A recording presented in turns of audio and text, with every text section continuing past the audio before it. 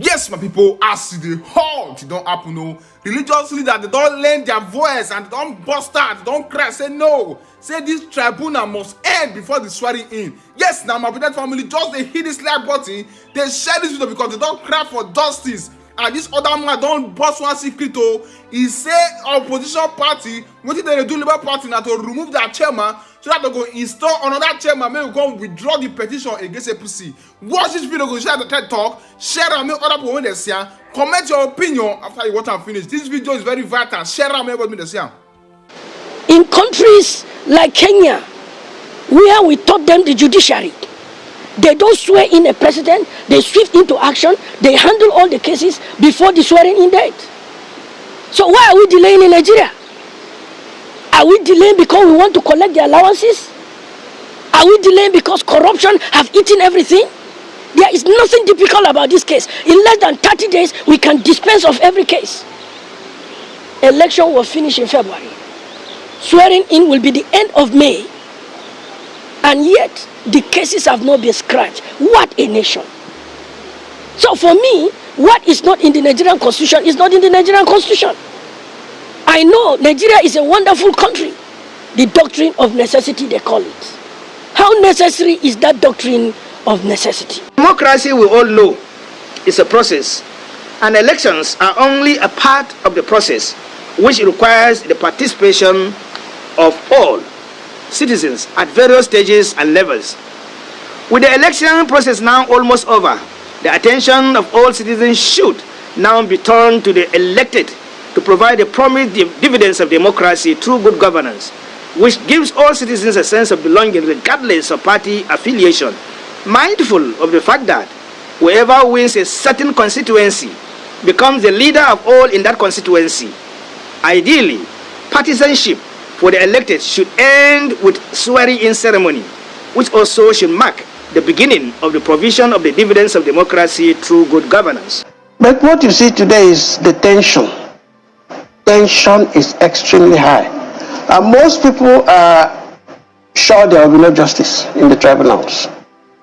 So they see a kind of gang up by some people who want to destroy our mentality of, let us say, who will govern us. The new game in town is go to court, get an expert order, sack the chairman, withdraw the petition.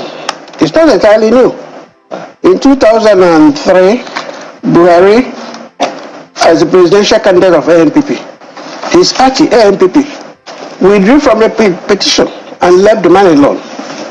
So today, 2023, 20 years after, history is repeating itself. One of those who attempted to take over Labour Party said, I think Adamu Garba, so he said, our main objective is to withdraw the petition against the president-elect. But we are going to do it. On the other hand, you have some places where the documents you need will not be seen, and you have some witnesses going to withdraw. What it actually means is that we may be expecting justice, but there's nothing for the election tribunal to work on. The pre-election trial moves can also come in other ways. They can disturb you in such a way that there is no time, because there's a time limit to file things.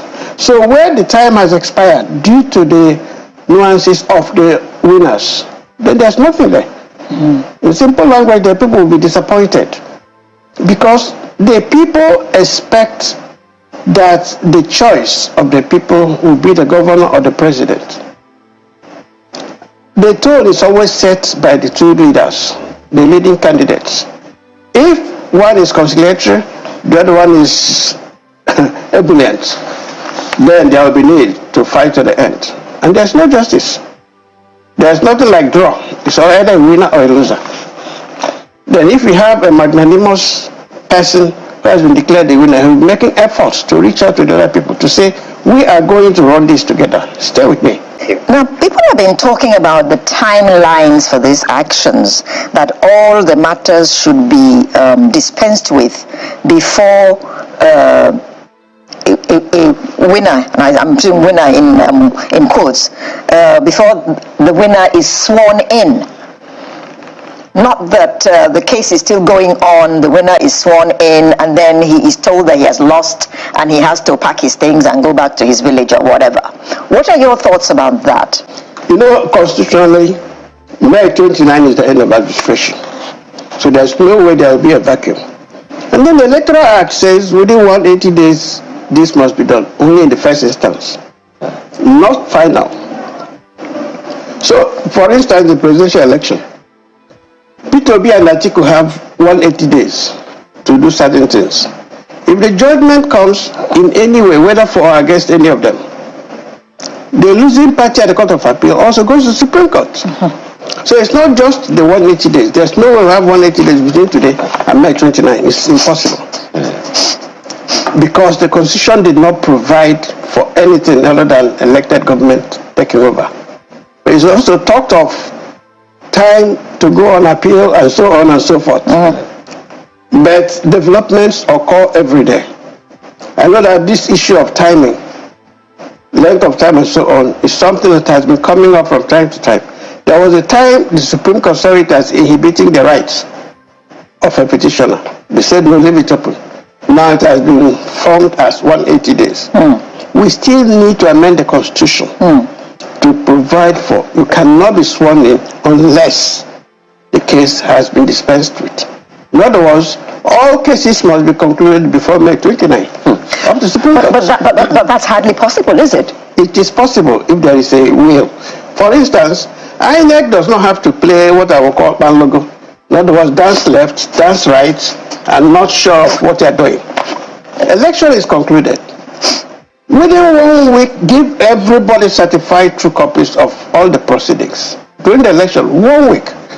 So there will be no issue of writing, applying. Remember, Labour had to go as a group to go and meet the chairman before he said, okay, I will do that, but you have to go to various states. And they went to various states. Only 2 responded. The other reason the Electoral Commissioner said, well, we don't have anything, you have to come back. And time was going. So if INEC does its own job within 1 week, petitioners have 1 week, respondents have 1 week, then you give 2 weeks, you get everything done.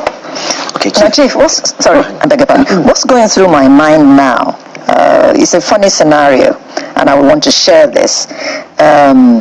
Okay, so the presidential election has held. Chief, you are declared the winner. I am a contender. I go to court.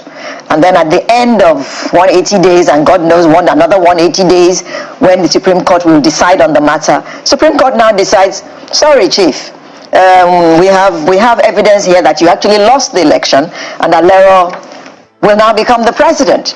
And wouldn't that be rather untidy? No. If the system is right, in other words, if we value the system, it is the proper thing to do. So sack Chief, and the moment that signature is appended by the judges of the Supreme Court and judgment read, you're out. But in reality in Nigeria, the DG of DSS sees it as his job to protect the president from even other candidates. In other words, if I abuse the president-elect, they'll write down my name for investigation. If he becomes president, they will arrest me first and ask me questions later. The police IG knows that he salutes the president every day. So he sees me as the enemy of the state. So when I say where the system is correct, I mean the democracy is entrenched. In Nigeria, we walk in reverse. Destroy the democracy.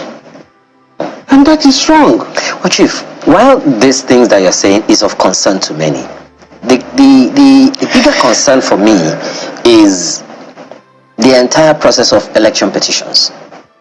Now you and Mr. Abdullahi have spoken to what the laws say, what the processes should be and all of that. But it is one thing for justice to be done. See, Chief, you're laughing. It's another thing entirely for justice to be seen to have been done. Because there are some decisions that have been made and a number of people have had reason to question in their minds. I think it was Chief Bakuba that was also saying that, in response to my colleague Shola Shirley's question about what he thinks of the decisions of the courts. He said after like 30 or 40 years practice, he has some questions in his mind about some of the decisions that the judiciary is taking. And so if legal practitioners are thinking like that, I wonder what you think Nigerians should be saying.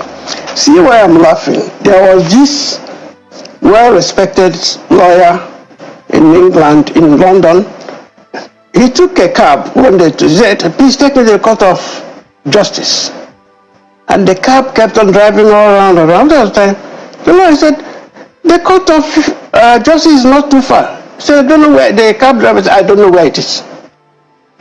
He said, incredible. You don't know where the Court of Law is? Oh, Court of Law? I know where the Court of Law is. You should have said it. That there is a difference between Court of Law and Court of Justice. That in all his years as a cab driver has never seen justice. So Olisa Bakoba is correct.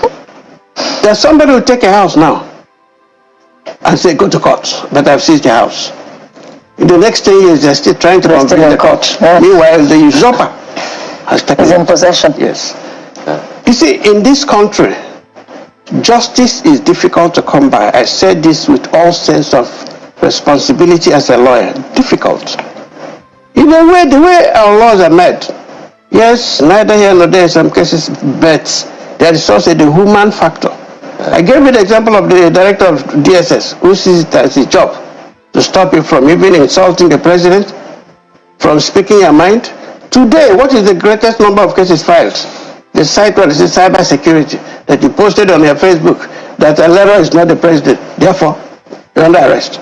They arrest you, lock you up on Friday, come back on Monday, and then charge Monday you is public holiday. Then Monday is public holiday.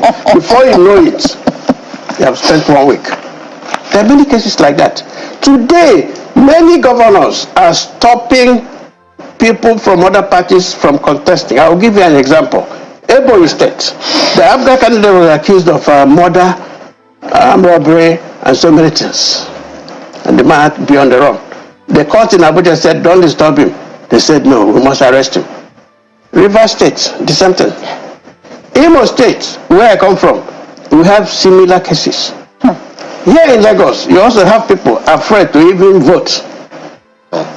So when we think justice should come in, justice will be done. Olisa was correct. As Shakespeare would say, I have seen sights. Well, you know, I mean, it's also interesting that you cited an example of something that happened outside Nigeria, the cab driver. So it sounds like it's not something just limited here. to Nigerians. No. It's something that it's human, just as you have said. But now, this is the system that we have in Nigeria. There are questions on the minds of many people, perhaps, you know, maybe more of that down south of Nigeria, about the entire process and everything. This is the only system we have right now. And the Election Petitions Tribunal is the go-to place. But the rhetorics going around is already suggesting that whatever comes out of the Election Petitions Tribunal will not be what many people would want. What do we do? Well, let me just go back a little. Before this election, Professor Mahmoud and then Festus Okoye were efficient in assuring us that this election, your votes will count. They kept on telling us about beavers. Yes, beavers will make sure X, Y, Z. Yet, in the Kano local government of Enugu State, beavers recorded 7,000 people as being accredited. And the results, 33,000 votes in favor of the winning party. And change the vote. In Enugu State. In Kano local government, in Enugu State, I'm saying it, pinpointing it so that all will hear. So, in many places, votes did not count. Either you were intimidated, as in Lagos, you have somebody shouting, you cannot come. Or I remember a couple, a Yoruba man, Yoruba wife, in around Aja area, they were stopped from voting. And I said, why? I said, you be Igbo. The couple said, no, we're not Igbo. Me, we're pure Yoruba. This is my father's name, this is my village. I said, no, you look like Igbo. And they never voted. Yet we have efficient system of police, remember? So with such people, you can never convince them that what they are seeing as a result is the result. So that feeling of injustice and disappointment is there. But most importantly, and this is the dangerous part, the young and young at heart, since n0t have been saying we want to take back our country. And they came out in large numbers. And as all young people know, A is A, B is B, See, they voted. And what they saw as result is not what they expected. Come back 4 years time and tell them the same story. So if those in power actually understand the psychology of what is going on, they will make sure that by the time they sit by the fireside in their old age, that they are safe. Can we really say, Chief, that there was a large turnout? I said that advisedly. The data available says that it's about the same average 30% of people on the voter register. You also cited an example just now. Beavers captured 7,000. The records show 33,000. It means that there could be a far lower number. Going by the examples you have just cited now, and God knows how many such examples all over the country. So, as I say, this is the system that we have. We are all a part of it. The concern really for me is how the outcome, what should we be telling ourselves about whatever is going to come from the Election Petitions Tribunal? Because there are those who have gone there, and some of those who have already gone there, filed and all of those things, the rhetorics that are still coming from them are still sounding like we don't believe in the system that we have subjected ourselves to. Okay, let me just give you one small example. Okota, Oshodi, some local governments. When people were going around trying to get their PVC, there was a massive turnout on daily basis in thousands. And it became a scandal. Pastor Tommy went there, and the press followed him. He asked why should people suffer in order to get their PVCs.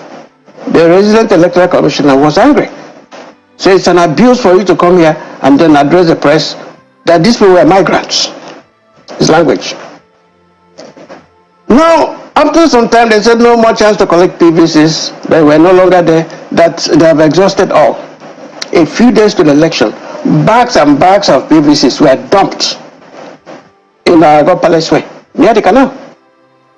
And announcements started coming on the internet. If you don't have your own, please go and check. And people were rushing there. The same INEC that failed to distribute those PVCs just said nothing. In Anambra State, they were found in a forest. The same INEC that said they didn't have any. And once we released them, and the radio stations were busy telling people, go and check, and people were going. On election day, names were pasted with pictures. Those who didn't have PVCs will go there and take a picture of their own and say, please, can everybody say you don't have PVC? The turnout was high, but the system failed them. Failed them because those too much promise and very little delivery. That's it, and they felt frustrated. The second election, when it came up, many people didn't turn up out of anger. So when I specify the younger and younger chat, I know what I'm saying.